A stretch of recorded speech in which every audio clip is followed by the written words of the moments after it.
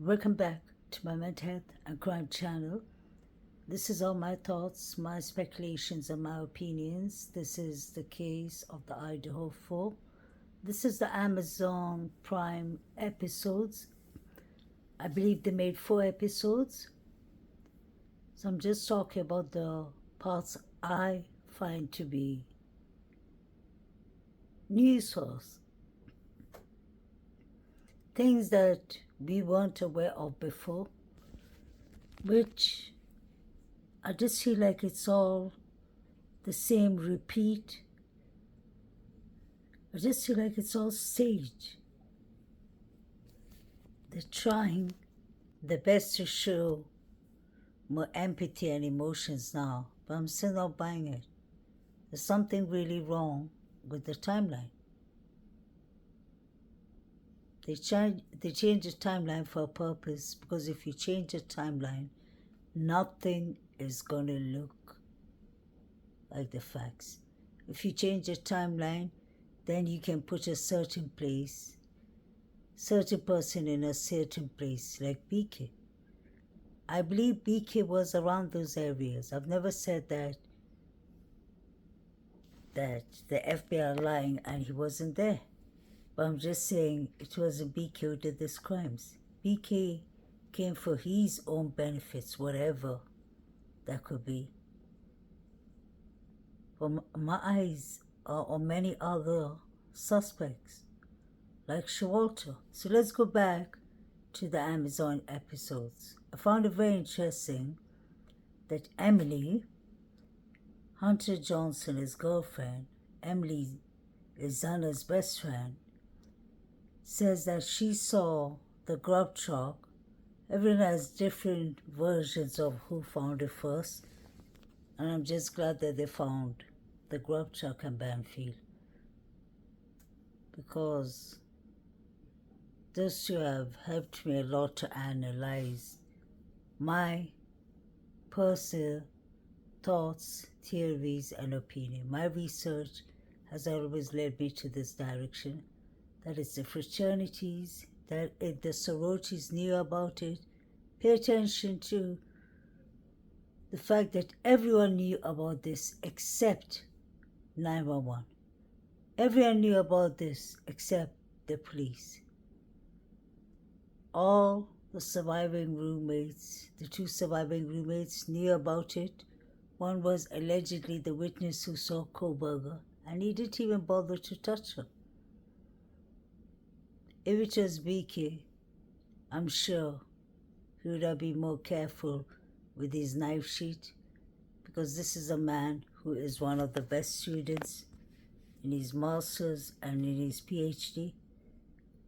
He talks always about securing the crime scene and everything. Why would he make a foolish mistake like that? That doesn't make sense.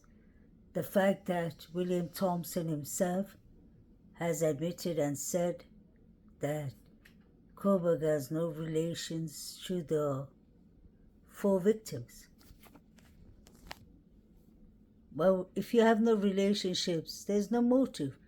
If there's no motive, then you better go search for somebody who has a motive, whether it's crime organization, allegedly, whether it's the fraternities and the Greek life, and I always believed that it was them. Now, I started this clip with the picture of David Baraccio with the mask. That was from Amazon Prime. He was on something called, I found that to be very interesting, something called Sober Watch. So he said he was driving all the people who were drinking from place to place. How interesting. So was he driving David Lodge, his white truck? Could he have been driving it, the one we saw driving towards the corner club, while Shawalter, Kaylee, and Maddie were walking down? Could that be possible? Because he was doing the sober watches, and I find that to be very interesting. So he was sober. So you can imagine somebody who's intoxicated and someone who's sober. Someone who's sober would have more advantages if they're running out of plan. They need to be sober so that they don't become clumsy and sloppy and get caught. I want to know what Showalter is carrying in his jacket. It's something like an object, a heavy object. And that's what was said on the Amazon Prime. Maddie's mom said that the police told her a sharp object was used on the victims. And I believe obviously KN knives are used too. There's a lot of blood on the scene. We remember hearing that from the coroner and everyone in the beginning. So far I haven't heard them talk about where Ethan was found. And I find that kind of strange that they keep on trying to avoid it. So I'm just on the second episode, but I wanted to talk about Baracho. He said that he was getting unaliving threats from people. I don't think anyone in the social media was that bold, but in the beginning of this case, everyone was getting anxious. Everyone was getting out of order. I'm not saying any of us on YouTube, but I'm sure there's some that were getting threats, and I'm sure there's some that are just making it seem like people are making threats because they don't want the truth to be exposed. Still haven't changed my mind. They're not giving us explanations. So we're seeking for the truth. Showalter wasn't escorting the girls. Never in my opinion have I thought that Showalter was escorting the girls home. John Rogers Showalter, aka Hoodie Guy, was even having an argument with Maddie. And that was clear. Maddie was saying, F you, mister. So even if people think that, okay, Maddie was intoxicated, then why was he threatening Maddie on her way to the grub truck? Showalter is somebody who really should have been investigated. Look at the red flags with him. Let's count the red flags. He was at the grub truck. Before he came from the grub truck, he looks like he was beaten. He was thrown out of the corner club. We have 2 sorority girls with their auntie who wrote it on Facebook that he was harassing Kaylee. She reported him and he got thrown out. So that's one. Before that, he was thrown out of Delta Tau Delt, his fraternity, same fraternity Hudson Linda was from. The poor 19-year-old boy was found unalived at Paradise Creek on a frozen winter morning. On a winter, April, May, but it's still cold. When these people have their frat parties, I don't know what they're up to, but something goes terribly wrong. When you look at the timelines, the grub truck, Banfield, the Sigma Chi fraternity, you will automatically notice it is the fraternities, sororities that are out, that are active, whether on social media, through Venmos, or whether, like they're exposing their text messages. What's going on with the text messages? We are Bethany Funk that is allegedly using a phone for 1 minute to take photos. What is she taking photos of? The unalived victims? I know it sounds rude to say that, but what else is she taking pictures of? They can hear people fighting for their lives. Let's never forget what Steve G said in the beginning, there was a hell of a fight upstairs. He was the one feeding us with all this, and then now he's calling it nonsense. What I found extremely interesting in this document is that Emily and Hunter's girlfriend, Ethan's best friend, was suspicious of Jack Showalter, John Roger Showalter, and she said, I even called the police and told them what I know about him. Isn't that interesting? I found that to be interesting. That shows that this girl, Emily, keeps on always saying, we are a group of friends. Why were they chosen? Why did some stalker chose to do this to them for, and not them? And this was a targeted crime. So who are they fooling? The target was people who knew these students. When the timeline was between 3 to 4 a.m., that made more sense. That's why they changed it to 4 to 4:25, in my opinion. I'm not saying the police changed it. I'm saying the police had to change it because that is the storyline DM and BF was feeding them with. So I find it very interesting that Emily Ant did not believe Showalter. Now, if you remember, I told you the story plenty of times of Showalter working in Boise in 2021 at a flat bakery.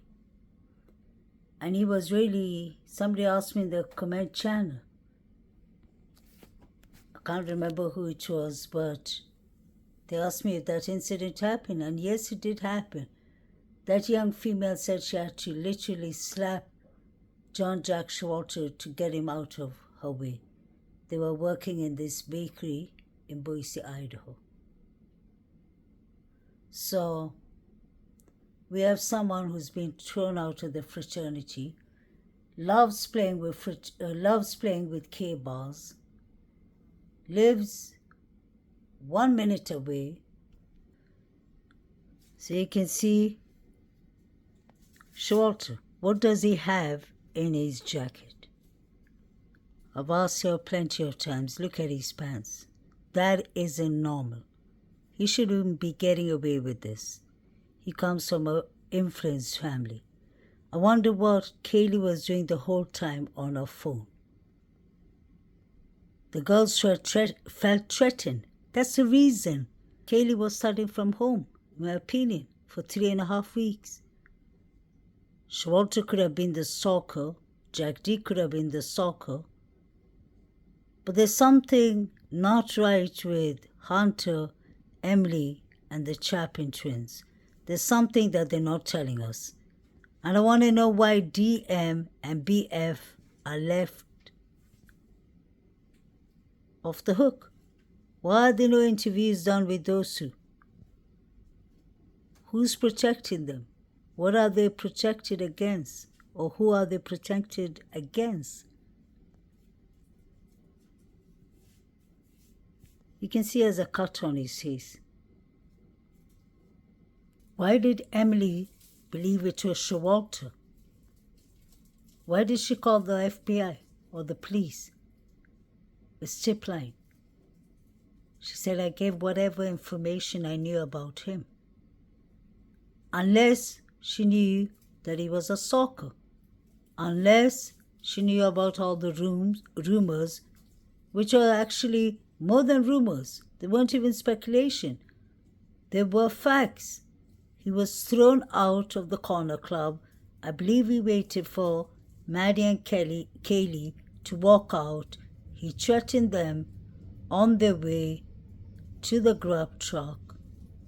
And then they ditched him. He went after them. He lives only 1 minute away from the girls. So this is the young female that said she worked with Showalter in Boise at the flatbread bakery, and she said she had to slap him to get him out of her way. So he has a violent temper, anger management, most likely, as harassments towards females. He got thrown out of the corner club, got thrown out of his fraternity, and then the girls ditched him. A year after these quadruples, he was arrested in Boise, Idaho, for a misdemeanor for getting intoxicated, disturbing the peace and the neighbors. There was word going around that he was bullying Hudson Lindo, and they went to the same fraternity, Delta Tau. His parents are all doctors and surgeons. I'm not saying he did this, but there's so many red flags with him. He did not buy any food. He was threatening Maddie and Kaylee on the way, saying, "You know we're going to get you." So this is what the young female who worked with Showalter wrote on Facebook. He's very rude towards females. Koberger is supposed to be a very pleasant and respectful person. And look at Showalter. I don't think it's only Showalter. He had motives, one on the second floor and one on the third floor. He had a beef with Ethan because Ethan got him kicked out of his fraternity. And he was looking at the Sigma Chi fraternity boys at the grub truck and shaking his head.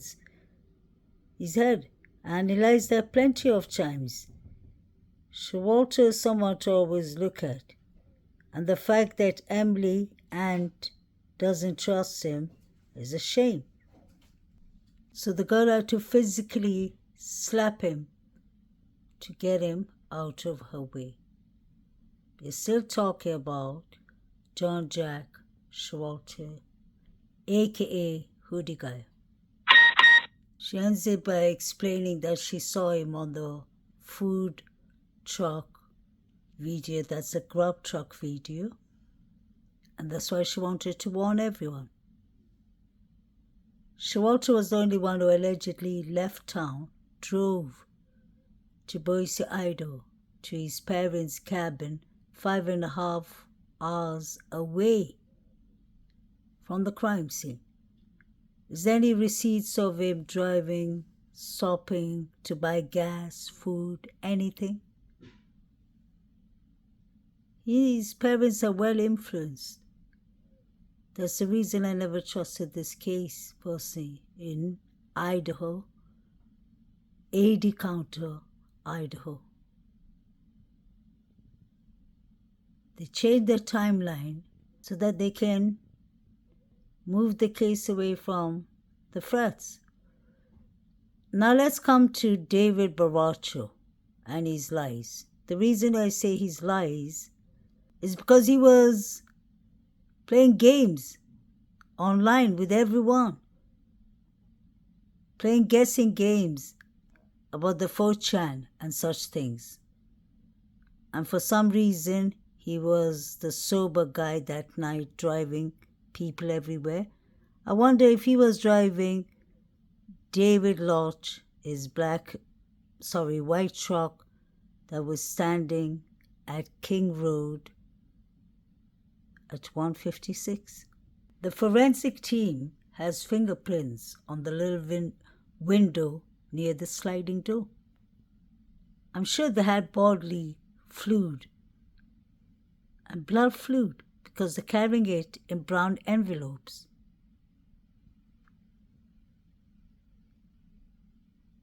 This case wasn't properly handled. On the 17th of November is when the FBI officially came into the case. They had 4 behavioral criminologists, technicians, and 60 other officers.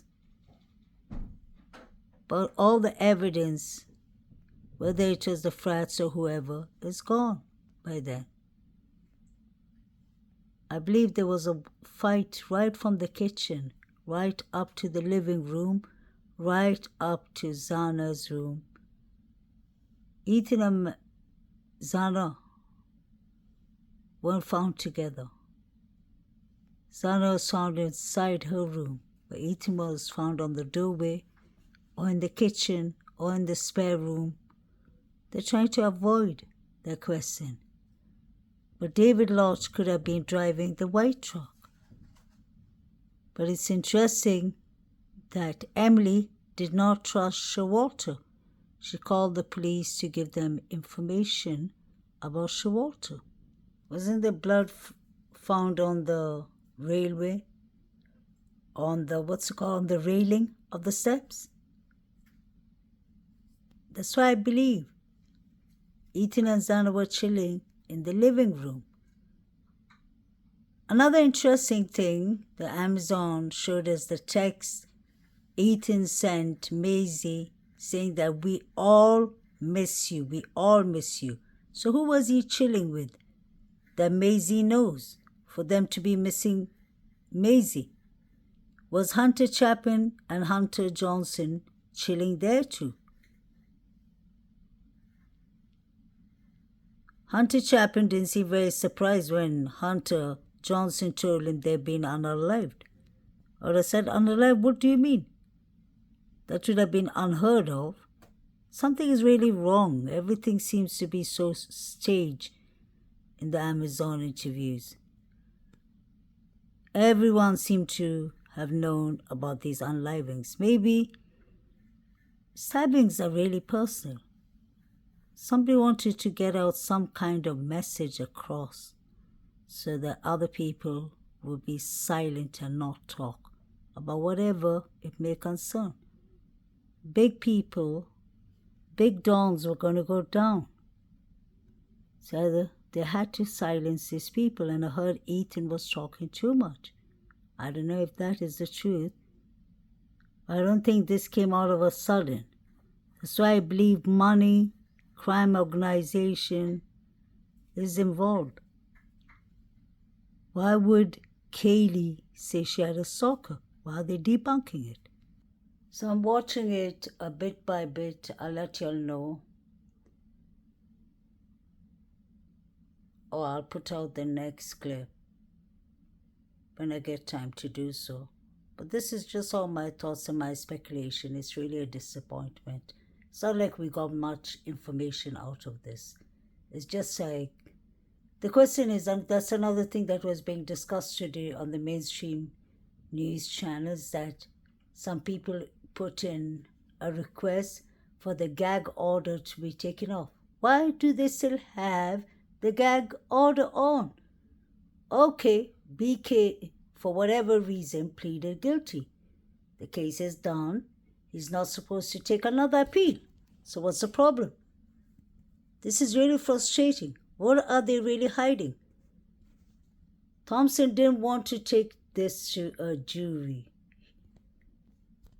because he's even trying to make sense out of how could he cover up, not cover up, but put the blame somewhere else, because if these fraternities are caught on the act, this is another very interesting thing. Apparently, Ethan's brother Hunter Chapin, and I assume his sister MAISEY too, had FBI agents following them everywhere in the school, in the university. Were they actually following them, or were they following the Sigma Chi fraternity and maybe other frats? Why would the mayor have said crime of passion from the beginning? They're trying just to stage it up so well. I ain't buying it, just like the 911 call. No wonder they were saving all these things to the last. Whatever I do, I cannot put Brian Koberger at the scene between 5 past 4 to 4:25. It's all doesn't make sense. It's all made up. I really believe it was the fraternities, it was people on foot, not even bicycles, not on motorcycles, no. just people on foot. They were running wild at Linda Lane, Taylor Avenue. They're running wild everywhere. The police weren't even telling them to take their hands out of their pocket. Saeed was watching crime scene pictures. So was Jovito. The grub truck, everything. You can just see that this was so organized. I'm sure they had cameras everywhere. I've said that for 2 years now. They must have had cameras inside and outside the house. I believe there's a mole in the house. There's somebody definitely working with them inside the house. I've always said it's an inside job. Why aren't they letting the surviving roommates talk so that it looks more believable? They can't, because skeletons will start popping from their mouths. Something's really wrong with this case. Let me know, guys, what y'all think about David Lott trying to act like he's getting unaliving threats. Why doesn't he talk about the 4chan? Why was 4chan accusing y'all of these horrific crimes? Why was Ethan living at 1122 King Road? That's what his brother said. I'd love to know, why was he living there? Was he thrown out of the flat? That just shows you there was brewing beef between the Davids and Ethan. And Zan and Ethan were obviously together. Let me know what y'all think. Please like, share, and subscribe. Good night.